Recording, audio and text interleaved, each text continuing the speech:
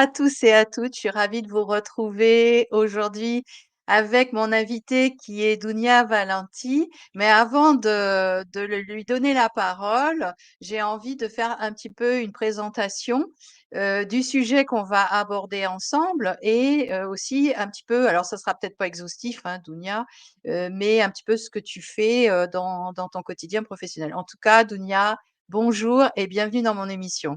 Merci, bonjour. Ravie d'être ici, merci de me recevoir. Alors aujourd'hui, on va vraiment être autour du thème de la santé, du bien-être, des rituels de santé à partir du livre que tu as coécrit avec Jérôme Boulanger, Tout à qui fait. s'appelle Rituels de santé, aux éditions Le Lotus et l'éléphant. Et donc ça va être un moment pour échanger autour de qu'est-ce qui peut nous aider à être en bonne santé, des exercices très pratico-pratiques. Mm. Vous abordez dans le livre des sujets qu'on aime tous forcément, qui sont l'énergie, la paix intérieure, le corps, l'alimentation et aussi le sommeil, donc des axes qui, pour vous, vous les avez mis en avant, donc ça veut dire que ça contribue à la bonne santé, et avec aussi une approche de naturopathie, puisque Dounia, tu es naturopathe, formée à la médecine traditionnelle chinoise et aussi thérapeute et pratiquant le yoga et le tai chi. Est-ce que tu as envie de compléter un petit peu ta présentation si j'ai oublié des choses? Bah écoute, ça, c'est déjà très bien, je te remercie pour ça. On peut ajouter le fait que je travaille beaucoup la sonothérapie, donc les soins par le son, avec la vibration, avec le pouvoir de la voix aussi. Donc c'est, on va dire, au-delà d'une étiquette de profession au niveau du fait que je sois thérapeute, j'essaie d'être axée sur la santé au sens large et donc toutes les portes qui vont mener vers ça, ben, je suis curieuse et donc j'essaie de trouver un équilibre au milieu de ces différentes pratiques en fonction de chaque personne que j'accompagne au quotidien, que ce soit sur les réseaux ou en consultation ou lors d'événements. Alors justement, comme on parle de santé, Mmh. qu'est-ce que tu mets toi sous le terme de santé? Comment tu définis ce qu'est la santé? Alors la santé pour moi c'est être dans une condition optimale, que ce soit sur le plan, spirituel, émotionnel, physiologique. Essayer d'être au quotidien dans un confort pour pouvoir, être tout simplement dans sa meilleure version. Super. Sa meilleure version, la meilleure version de soi-même, en Exactement. étant, en dynamique, sur tous les plans finalement. Et alors Complètement. vous amenez dans votre livre, la notion de rituel de santé. Donc, en fait, qu'est-ce qu'un rituel peut apporter pour maintenir une bonne santé? Alors c'est, quelque part des clés qui vont nous permettre d'ouvrir ou non des portes, si elles font sens, si elles rentrent dans, on va dire un équilibre, en fonction des phases de vie que l'on traverse. Ces rituels, ça va être, voilà, des petites clés qui vont permettre de pouvoir explorer davantage. Alors évidemment, chaque rituel abordé n'est pas, abordé dans on pourrait faire un livre de chaque rituel. L'idée, c'est vraiment d'apporter des clés à chacun pour leur apporter peut-être un éclairage sur différentes thématiques et peut-être générer une curiosité pour pouvoir explorer davantage certaines choses qui sont totalement accessibles. On apprend, finalement, on apprend juste des choses qu'on sait déjà et on se rappelle un petit peu à l'instinct que nous avons toutes et tous au fond de soi. Mmh. Alors, quelle est la première clé qui te semble importante et qui peut tous nous concerner et déjà apporter du bien-être, que ce soit dans son corps ou dans son esprit? Qu'est-ce que tu aurais envie de mettre en avant comme première clé? Je te dirais la respiration. La respiration, parce que c'est la première chose que l'on fait lorsque l'on vient au monde. C'est la dernière chose que l'on fait lorsque l'on quitte ce monde. C'est notre premier carburant. On peut rester sans boire, sans manger, et pas sans respirer. Et souvent, on survit. On survit au quotidien avec la respiration. On ne nous apprend pas à respirer. Nos émotions influencent notre respiration, alors que lorsque l'on s'approprie un petit peu ce souffle de vie, cette force intérieure, c'est l'inverse qui se passe. Donc la respiration est liée aussi à l'énergie interne et donc, j'axerais plutôt des rituels en ce sens, sur une meilleure respiration, alors que ça peut être avec techniques de respiration spécifiques en fonction de ce que l'on cherche, parce que ça peut être une question de performance, une question de régulation au niveau des inflammations, et aussi de détente, une volonté de mieux dormir. Ça peut couvrir plein de choses, mais au-delà de toutes ces techniques, je conseillerais simplement de respirer profondément. En situation, quelle que soit la situation au final, que ce soit une situation de stress, une situation de joie, une situation au réveil, simplement de respirer profondément, de se ramener à soi. Le simple fait d'inspirer profondément et d'expirer profondément plusieurs fois, ça recentre et ça apporte un équilibre qui peut être intéressant au quotidien. Mmh. C'est vrai que la respiration, c'est facile à mettre en œuvre et ça peut être une des premières bonnes idées à mettre en œuvre pour 2024, pour cette Complètement. nouvelle année qui s'annonce et c'est tout simple à faire. Complètement. Il y a un petit tips qu'on peut donner peut-être au niveau de la respiration, sans rentrer dans quelque chose de trop trop complexe, de se dire que lorsqu'on veut se donner un pep ce matin, par exemple, on se réveille, on a envie de se donner de l'énergie, on va inspirer plus longtemps que l'on expire. Toujours en se détendant, en n'étant pas en lutte, en essayant d'être le plus détendu possible, la mâchoire détendue. Et à l'inverse, lorsque l'on veut se coucher, lorsque l'on veut se détendre, lorsqu'on veut s'apaiser, descendre un petit peu en énergie, on va faire l'inverse. On va inspirer moins longtemps que l'on expire. Et on fait ça plusieurs fois, 10 fois, 15 fois, 20 fois, en fonction des possibilités. Il vaut mieux respirer quelques petites respirations, même si c'est 5 ou 6 fois, que de ne pas le faire du tout. Mmh. Et ce que j'aime bien, c'est aussi, la respiration avec le sourire, ce que tu fais très bien. Et je sais que quand on sourit, ça active, des choses dans la biologie, même si on n'a pas envie de sourire. Le simple fait de mobiliser le visage, finalement, va emmener autre chose dans la biologie. Tu as déjà entendu parler de ça? Complètement, et ça va aussi avec le pouvoir des mots qu'on pourrait même associer aussi à ça. Notre cerveau croit ce que l'on lui fait vivre, donc ça peut être un sourire, aussi bien des mots, des paroles positives. Le cerveau fait pas trop la différence, donc sourire, avoir des paroles positives, ça ne peut que vous apporter au quotidien. Et alors, pourtant, c'est pas facile toujours, d'avoir des pensées positives, Bien sûr. pour, justement, gagner dans cette, paix intérieure qui est un chapitre que vous abordez, qui est presque au démarrage, qui est super important. Mais qu'est-ce qui fait que le négatif, finalement, prend toujours le pas sur le positif? Je pense qu'on a souvent tendance, on est dans une société aussi qui favorise ça. On allume la télé, on a des mauvaises nouvelles, on nous pousse aussi à ne pas s'écouter, à être dans la performance, à être dans l'attente d'un résultat au quotidien, et c'est au détriment de son bien-être, au détriment de sa joie intérieure. Ce que j'aurais tendance à conseiller aux gens, c'est simplement de se dire, si on n'arrive pas à être positif vis-à-vis de soi, à être dans le compliment vis-à-vis de soi, c'est de penser à une personne qui nous est chère. Et d'écrire ou de se dire tout ce qu'on apprécie chez elle. Généralement, ce qu'on va apprécier chez la personne face à nous, une personne que l'on aime, c'est quelque part quelque chose qu'on a en nous, qui fait écho et résonance en nous. Et peut-être de se dire ces choses-là, c'est peut-être un premier pas aussi pour être positif et de se dire des bonnes choses au quotidien. Oui, ça c'est sympa parce qu'on cherche toujours, des moyens en fait, des outils, Mm. des méthodes pour accéder à ce mieux-être ou à ce bien-être. Des fois, il y en a qui fonctionnent super bien pour nous, d'autres pas du tout. À la limite, c'est pas grave. Qu'est-ce que si ça Exact. fonctionne pas pour nous, hein? Exactement, et puis, ce qui fonctionne pas aujourd'hui pour nous peut fonctionner demain. On évolue en permanence, on est en mouvement en permanence, c'est ça aussi qui est positif, ça donne aussi beaucoup d'espoir. Ce qui reste figé, c'est ce qui est mort, et nous sommes tous sauf cela, nous sommes bien vivants, et donc de se rappeler à ça, c'est important. De pas culpabiliser, d'être à l'écoute de soi, et si quelque chose ne rentre pas dans une routine ou n'arrive pas à être intégré, c'est qu'il y a une raison à ça, et souvent il faut se poser sur ça, soit essayer de le faire soi-même, soit de se faire entourer de personnes compétentes pour pouvoir justement avancer. Mmh. Alors tu parles de routine, est-ce qu'on peut faire le lien avec rituel? Sous forme de rituel, c'est plusieurs actions qu'on mène et qu'on a envie de mener régulièrement. En quoi une routine, régulière va-t-elle être importante pour justement aller vers la meilleure santé possible? Eh bien, en fait, elle va permettre d'intégrer de bonnes choses au quotidien. Il faut savoir que le cerveau met un certain temps à adopter de bonnes choses. Et le fait d'instaurer des rituels permet justement d'avoir ce réflexe au quotidien. Tout ce qui est inconnu, pour le cerveau, c'est une sorte de danger. Donc lorsqu'on intègre des nouvelles choses, on a tendance à avoir du mal à aller vers ça, même si on sait que c'est bon pour la santé, même si on sait que c'est bénéfique, on va avoir du mal dans un premier temps à aller vers ça. Donc le fait d'avoir un rituel et de se dire, voilà, pendant, je ne sais pas, pendant 15 jours, 20 jours, j'intègre ce rituel au quotidien, va permettre par la suite d'intégrer ça de manière beaucoup plus naturelle. Et c'est carrément l'organisme, le cerveau qui va demander justement ce rituel par la suite.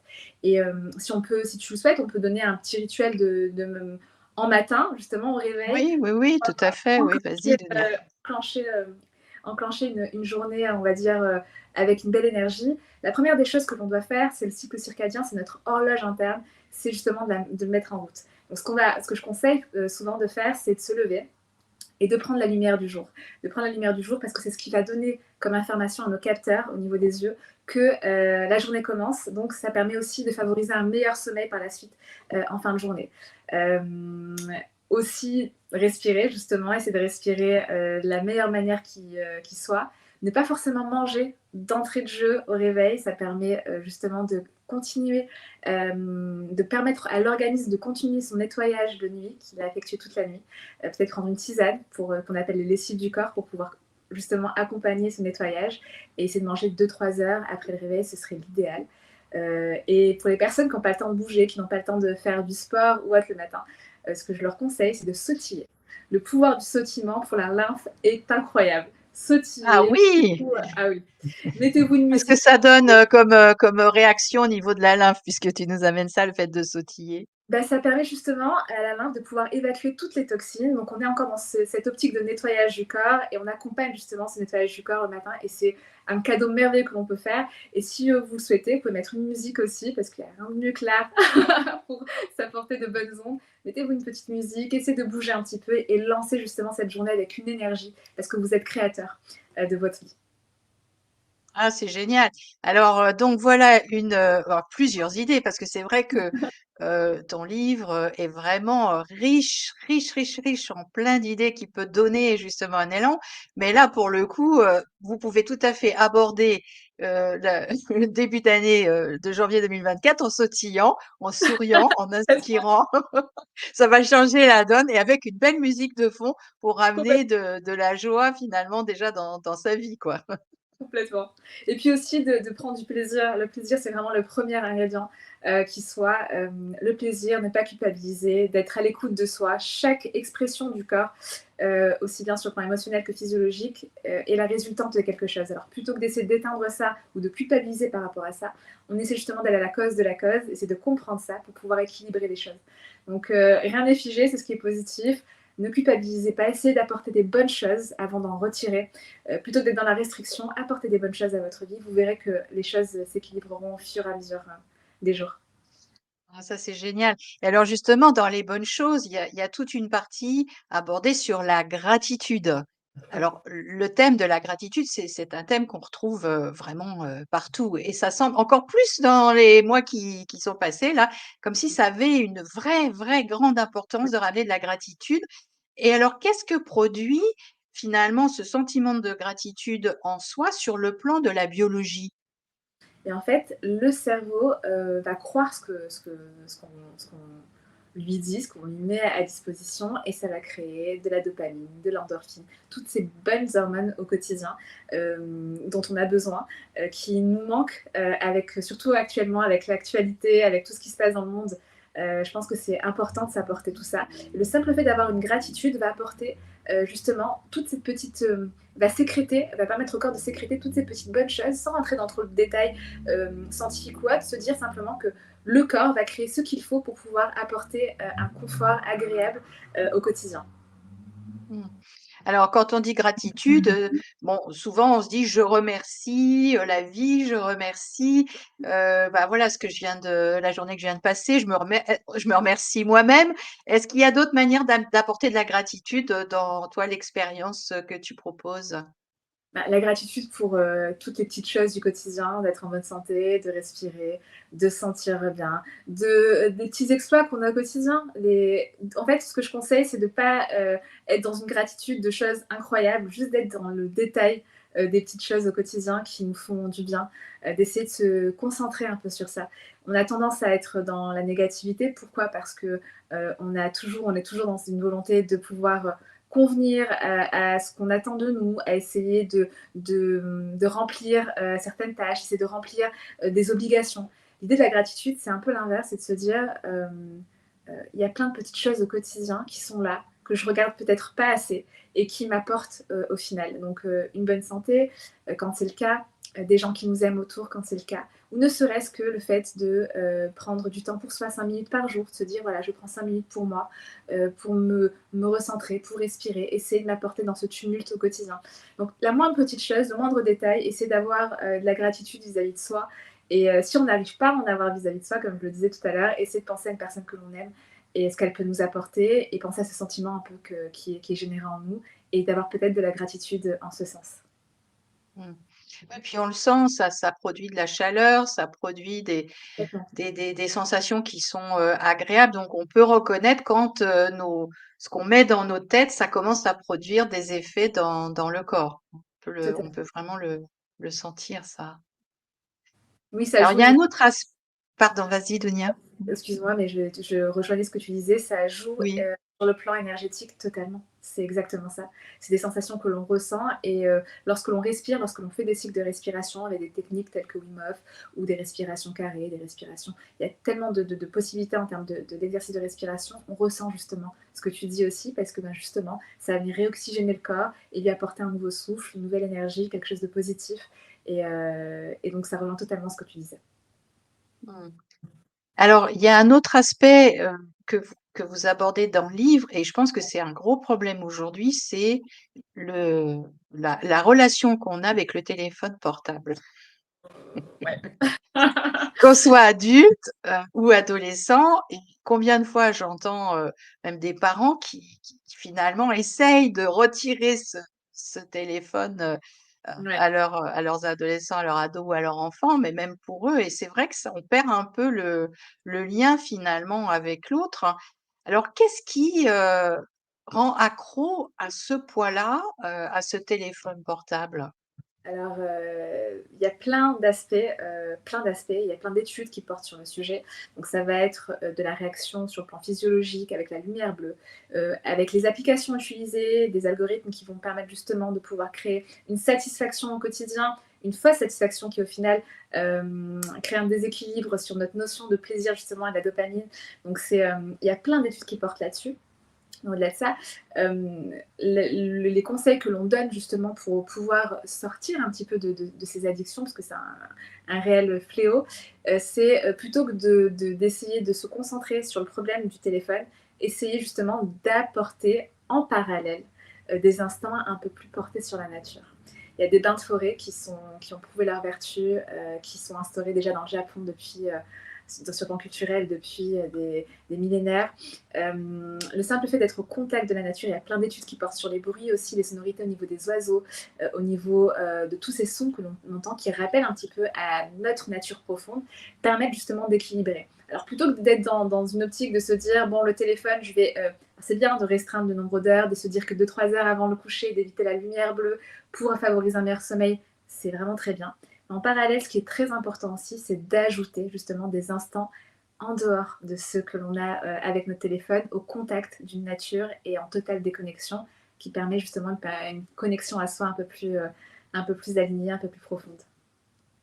Oui, comme si on voulait refaire, un peu l'équilibre de la balance entre: «OK, pour l'instant, le téléphone, prend, 90 de ma vie, de temps dans ma vie, et si je commence à mettre autre chose qui me ramène à moi, ça va faire un équilibre et Exact. donc plus de chances de me «désintoxiquer», entre guillemets, de cette, dépendance sans forcément m'énerver ou me mettre en colère à cause de ça. C'est ça? Totalement, et plutôt que d'être dans la restriction qui va plutôt apporter quelque chose de négatif au quotidien, on essaie d'apporter du positif. C'est vraiment la règle.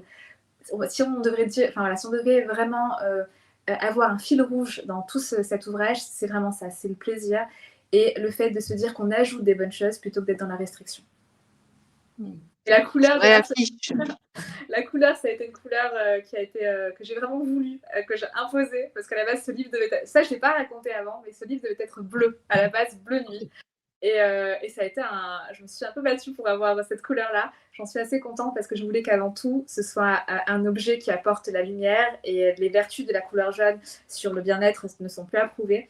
Et je suis très heureuse voilà, qu'il ait ce jaune lumineux pour pouvoir apporter, au-delà de son contenu, dans l'objet en lui-même, quelque chose de positif aux personnes qui l'ont. C'est vrai qu'il est assez peps et il fait du bien. Est-ce que tu peux nous donner quelques vertus justement de cette couleur, jaune, jaune orangé?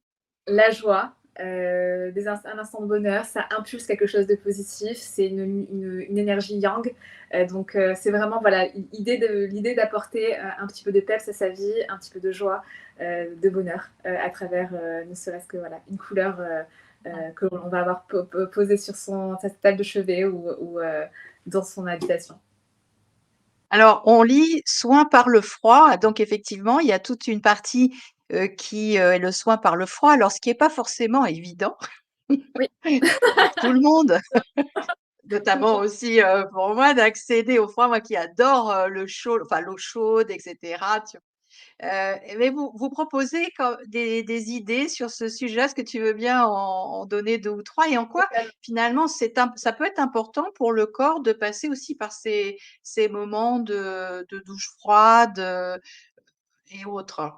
Alors, le froid, alors déjà pour la petite anecdote, moi je suis méditerranéenne, hein, donc plus méditerranéenne que moi, tu ne peux pas. Jérôme aussi, qui est instructeur UMOF, lui était très frileux aussi.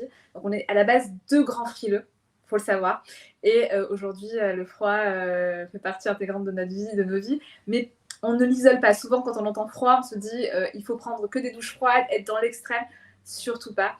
Le froid est bon, pas lorsque l'on fait une crise d'élimination, lorsque l'on est malade, lorsque le corps est déjà fatigué, parce que ça va avoir l'effet inverse, ça va venir puiser dans les réserves et c'est absolument pas ce que l'on souhaite. Le froid est bénéfique pour pouvoir justement un pouvoir sur le plan émotionnel, sur le plan physiologique, en termes de performance, récupération, va venir aider au niveau des inflammations. Sur le plan émotionnel, ramène à des choses essentielles. La méthode Wim Hof que l'on aborde dans cet ouvrage d'ailleurs est née d'une histoire assez que j'aime bien rappeler souvent. Wim Hof a créé cette méthode suite à il était donc donc il avait une famille, il était marié avec des enfants et sa femme s'est suicidée. Il a fait une grosse dépression suite à ça. Et ce qui l'a sorti de cette dépression, c'est cette méthode. Ses enfants ont ensuite voulu l'offrir au grand public et c'est ce que la méthode est née ainsi. Donc elle est née à la base d'une grosse dépression. Et donc le froid ramène à cet instinct de survie. Sur le plan émotionnel, il ramène à l'essentiel, à l'instant.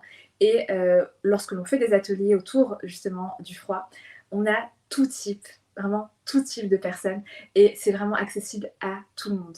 Le tout, c'est de s'écouter, de se faire accompagner, peut-être, je le conseille même d'ailleurs, et de le faire de manière progressive, car dans la nature, une fleur ne pousse pas en 2 secondes, tout se fait de manière progressive. Le sport, c'est pareil, pour arriver à des résultats, il faut y aller avec progressivité.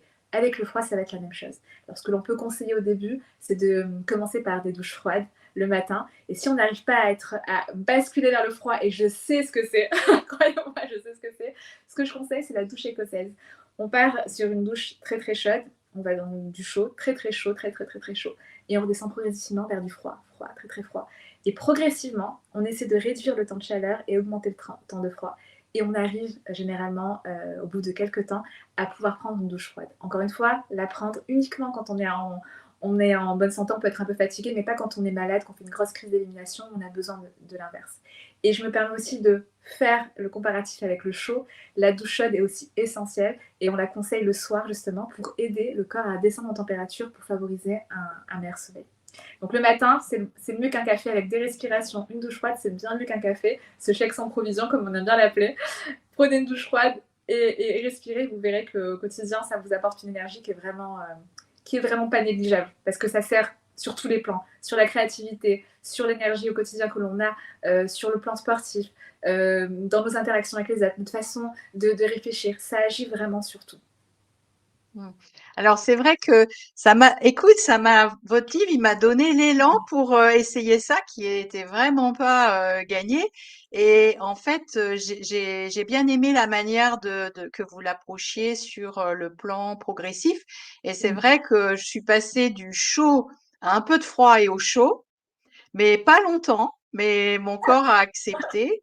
Et c'est vrai que enfin voilà, j'ai vraiment constaté que ça redonne du peps, du dynamique. Alors que j'aurais pas dit ça, tu vois, il y a quelques années, mais ça vaut le coup d'essayer. Et dans votre livre, il y a toute une progressivité qui peut vous aider, chers amis, si vous avez envie de tenter l'expérience et de voir ce que ça peut donner concrètement sur le terrain de votre vie ensuite. Alors, en parlant du corps, puisque là, c'est le corps qui va réagir, on comprend assez vite et facilement que le corps a besoin d'être en mouvement. Et donc, vous proposez aussi différents exercices très simples, alors soit sous forme d'automassage, soit sous forme de mouvements simples. Pour vous, en quoi ça va aider le corps de se mettre en mouvement pour Alors, la bonne santé? ben, nous sommes avant tout des êtres qui sont en mouvement et pas sédentaires. Le mouvement, j'aime bien rappeler que c'est la vie. Tout est vibration, tout est mouvement. Même lorsqu'on a l'impression d'être immobile, nous sommes en mouvement. Donc c'est important de se rappeler à ça et nous ne sommes pas faits pour rester sédentaires. Alors, euh, dans le mouvement, ce que je conseille généralement aux personnes qui se retrouvent, qui n'ont pas trop le choix dans leur profession d'être assises au quotidien, d'avoir un peu ce côté sédentaire au quotidien qui est un peu imposé, ce que je conseille souvent, c'est quand c'est possible de le faire, c'est d'avoir un bureau debout. De pouvoir, le simple fait déjà d'être debout, ça apporte énormément, ça apporte du mouvement naturel ça apporte justement, on sort de cette sédentarité où on est assis et où on est un peu éteint et où on endort un petit peu le corps et donc forcément il va fonctionner de manière moins optimale que lorsqu'il est en mouvement au niveau de la circulation, au niveau de la lymphe aussi dont on parlait tout à l'heure pour pouvoir évacuer toutes les toxines. Donc c'est vraiment important d'instaurer un mouvement doux, pas forcément quelque chose d'intense au quotidien, de pouvoir, donc si c'est possible d'avoir un bureau pour les personnes qui travaillent en bureau debout, de s'instaurer toutes les demi-heures, voire toutes les heures, si on ne peut pas le faire toutes les demi-heures, de se lever pour les personnes qui n'ont pas la possibilité d'être debout, de se lever, de sautiller un petit peu, de marcher, d'essayer justement de sortir de ce côté sédentaire trop long au quotidien. Et puis, en termes de mouvement, ce que je pourrais conseiller, sans rentrer dans quelque chose de trop complexe, parce qu'on peut rentrer dans des mouvements de tai chi, de yoga spécifiques, mais sans rentrer vers ça, simplement d'essayer de s'étirer, essayer de bouger un petit peu de manière intuitive, tout en étant à l'écoute de l'énergie qui nous habite. Et souvent, le souffle aide beaucoup à ça. D'observer son souffle, de prendre des grandes inspirations, des grandes expirations et d'essayer vraiment de bouger le corps en essayant de peut-être faire un scan du corps, des orteils jusqu'au sommet du crâne, de faire ça plusieurs fois dans la journée pour pouvoir vraiment être en conscience de son corps et l'écouter. Souvent, c'est dans ces moments-là qu'on voit que on a une tension à ce niveau-là, que on réalise que ça tire un petit peu par-ci, par-là. Et ça permet aussi quelque part d'être dans une prévention vis-à-vis de soi-même sur des choses que l'on ne regarde pas parce que lorsqu'on court beaucoup au quotidien, on s'oublie parfois et on ne prend pas en considération certaines choses et on peut se retrouver du jour au lendemain avec quelque chose de bien plus important à gérer. Donc ça évite justement tout ça. En tout cas, merci Dounia pour ces superbes conseils. On arrive bientôt à notre émission. Alors, volontairement, je n'ai pas trop abordé l'alimentation vivante parce que je crois que ça mérite, enfin, je pense que ça mérite vraiment une émission à part entière hein, sur ce sujet-là et qui pourrait aussi intéresser nos auditeurs et nos auditrices.